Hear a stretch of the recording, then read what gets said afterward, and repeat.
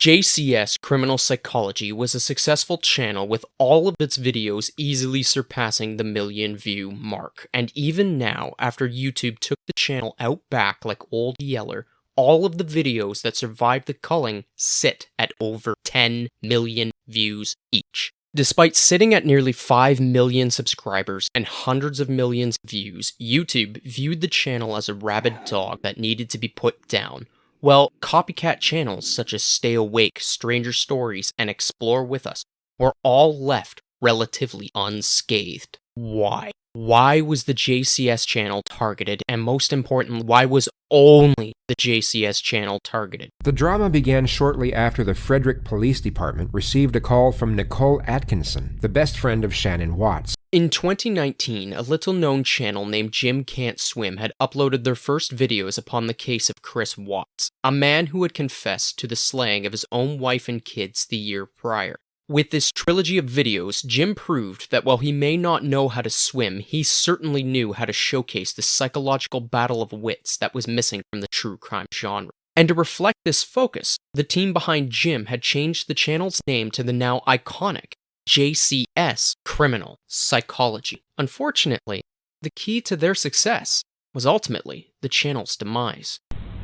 We're gonna find them, right? I need your help. The first video was a long-winded intro about the events that led up to the crime, which is a tough sell in the crowded YouTube space. It was his second and third parts, focusing upon the police interrogation footage that would become the staple. Highly trained investigator over here, right? I see pictures of you from a few years ago, and I see you standing before me now. Okay, you've gotten pretty fit. Yes. Okay, you can imagine when guys start cheating or want to cheat, that's what happens. Yes. So tell me about it. I did not cheat on my wife. Okay. By focusing upon the one part of the true crime genre that was either ignored or just used as the gotcha moment for the detectives, Jim had managed to carve out his own unique niche in an oversaturated YouTube market. He had struck YouTube gold. What went wrong? The team behind JCS had been fighting with YouTube's content policy for some time before eventually capitulating and setting most of their videos to private. Disheartened and disillusioned, the team had all but disbanded. Their occasional teases of a return fell to the void each and every time. And as JCS fans avariciously awaited for another upload that never came, the copycat channels began to emerge. They rushed in to fill the void, directly targeting this starving audience who devoured their content. All you had to do was put the words JCS Inspired in your title, and you had a new career overnight. But the audience was never satiated, leaving us with the question as to why. And while we may have the beginning of the answer as to why only Jim's channel was targeted, to be able to find out the real answer, we must first ask, what? What made Jim's channel different? And to find out the answer to this question, we must first understand the appeal of true crime. For we can't truly identify what makes JCS stand out, and why no one has been able to satiate the void left behind without first understanding the genre as a whole. The traditional approach, as its name implies, is the original way upon which true crime stories are told. Dating as far back as the Middle Ages, they focus upon the life of the perpetrator, from their childhood upbringing all the way to their incarceration, or even execution. They often cover their crimes in horrific detail, and to an outside observer, this appears to be nothing more than a sick fantasy of a potentially dangerous individual. But in reality, true crime's audience is mostly women, and the creators' as well as consumers' goals are mostly to gain an understanding of the criminal mind, in an effort to dissect the root cause of their crimes. The human brain loves to compartmentalize, and when confronted with true crime, it craves the ending. All of our brains, regardless of our competency, loves to play the detective and solve problems. It is hardwired in us, and a large reason why we have risen above the other animals. Some true crime stories love to drip feed information, and our brains tune in with gears tuning, trying to figure out how the madman will get caught. The stories become like little puzzles for the brain to solve, and it is no wonder that the most popular true crime stories are written similar to a mystery novel. For the brain seeks an ending. Most of us live underneath the social contract and the leviathan that we call society, and we also understand that not everyone does the same. Knowing what causes a wolf to don sheep's clothing is essential to our survival, and as a result, our instincts kick in and viewers' brains will actively roleplay the events that unfolded, seeking a way that you would survive where others had perished. What are you called, and what do you look like? I'm called Banana, and I look real good. Can you be a little more descriptive? Well, I like bananas, so I'll take one. Number one. However, some people saw problems with the traditional approach. They found that by focusing upon the perpetrator, you give them their big 3 F's that they seek: fangs, fame, and sometimes even fortune. And since all of the attention falls upon the perpetrators, their victims end up getting blamed for their actions and failures.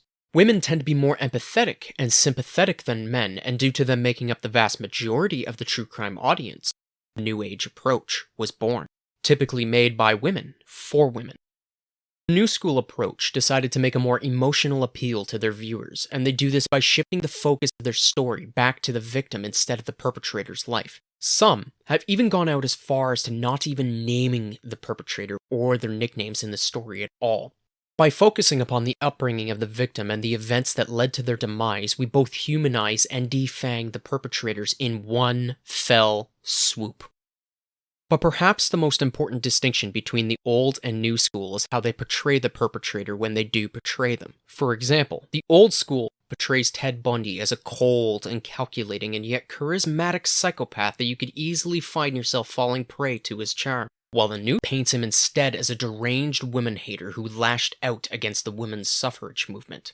It's a moment-by-moment thing. Sometimes I feel very tranquil, and other times I don't feel tranquil at all. What's going through my mind right now is to use the minutes and hours that I have left as fruitfully as possible and see what happens. It helps to live in the moment in the essence that we use it productively. So right now I'm feeling calm, and in large part because I'm here with you. We can begin to dissect what made JCS Criminal Psychology different. And the key difference lies in the second part of the name: criminal psychology. Jim's style of video rejects both the traditional and new school story narratives and instead begins the story in medias res. The crime has already been committed, suspicion already drawn, and the interrogation is about to begin.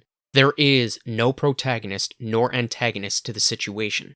And as a quick side note, it is important to understand the distinction between protagonist and hero, as well as antagonist and villain. A protagonist, in a nutshell, is the main character or driving force of the story. They do not have to be a good person, and you can have a story following the most horrific of villains, but they are still the protagonist of that story. And in stories being told by Jim, we are placed in the role of both parties, the investigator and the perpetrator. And while we may know the perpetrator is a villain, you can't help your mind as it gets engrossed in the stakes of the situation placed before you. On one hand, you have the detectives trying their hardest to get the criminal to confess or reveal incriminating details, and on the other, you have a criminal trying their damnedest to escape the situation unscathed. It is a game of wine in front of me in its purest of forms. A true battle of wits, with the consequences of either letting out one of the worst criminals free, or from the other perspective, a total loss of your freedom and your life. The stakes could not be higher, and you are intrigued as to who will win, but most importantly, how. It is in the how that separates JCS from the pack. Jim will often leave us hanging as to the trial's outcome, and as a result, a top comment in nearly all of his videos is the case results. Channels like Stay Awake, Stranger Stories, and Explore With Us have all taken from JCS and adapted their trials to be focused around the emergency call and the interrogation scene. All fail to hit the criminal psychology part of his name and as a result fall flat. Tactics that police use to get a man to confess or act against their better interests and legal rights is why people tune in. We want to know both how and why police do certain actions and say certain words, and Jim delivers in spades. The Ontario Provincial Police have a highly trained behavioral sciences unit, and their subdivision of forensic psychiatry is recognized as one of the best in the world. At first, you will see the familiar strategy of rapport development. The investigator will retain a friendly and almost nonchalant disposition throughout the opening phase of the interrogation. The perception of solidarity and respect will make the suspect more likely to cooperate and take things into consideration, while the detective's easygoing disposition will also downplay the severity of the crime, thus making the gravity of admission far less intimidating. Equally, we want a breakdown of the perpetrator. We want to learn how their body and actions betray their words. She's clearly aware that she has to appear mournful over the subject matter, and sensibly draws out this emotion at the correct moments. Yet what's fascinating is how she's unable to maintain this emotion when inquired over the same elements. In this very moment, she appears completely grief-stricken, but when the investigator inquires further, this supposed grief rapidly dissipates. It's extremely difficult to convincingly act out an emotion while evaluating a question. It requires two completely different parts of the brain, which is why most people can only do one of these things at a time. This is exactly what you see in the next moment, and continuously throughout this interview. And what does that translate to? That's my father's name, Han. Come down here. The way both an innocent or guilty person will typically respond. Justin is now aware of the burglary charge, which holds a possible 20-year prison sentence due to previous convictions. He will now begin to forcefully assert his innocence, and each time he does so, will bring forward his posture and strengthen his vocal emphasis while making the assertion. Alright, so she's saying that I was there before? Is that what she's saying? She's saying she's seen my face before the break-in happened? Yeah. We learn how those who are deemed not guilty by reason of insanity act compared to how someone acting crazy looks like. In 3 seconds from now, he will hear the sound of the door being opened by a detective. And at that exact moment, you will see a remarkably noticeable switch in his demeanor.